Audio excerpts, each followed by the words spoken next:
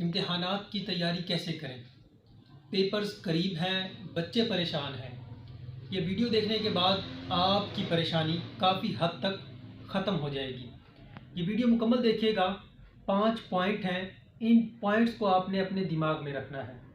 आपको बताया जाएगा कि पेपर की तैयारी आप कैसे करेंगे। पहली बात, आप जो भी टॉपिक पढ़ें उसको ज़िंदगी के किसी भी हिस्से से रिलेट कर दें।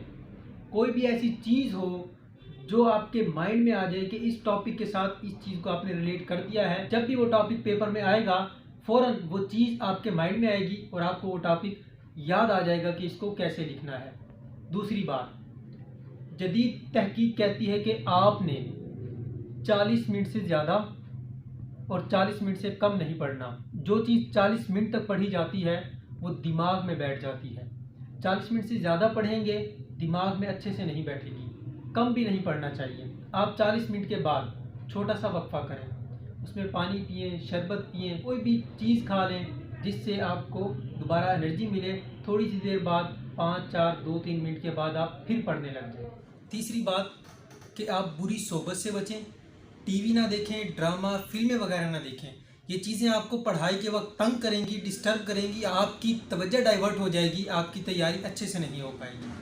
जदीद तहकीक ये भी कहती है कि जो तुलबा पेपर के दौरान पानी पीते हैं उनका पेपर अच्छा होता है।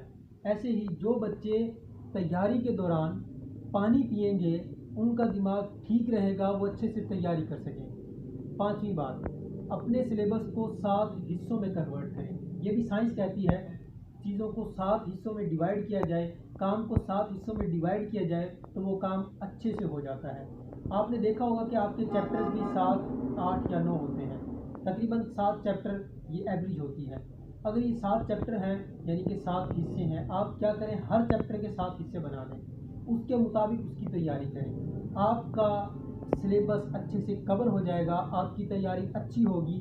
मेरी दुआ है कि अल्लाह ताला आप सबको कामयाब करे, आप इम्तिहानात में अच्छे नंबर लें और ज़िंदगी में ढेरों कामयाबियाँ समेटें। अल्लाह हाफ़िज़।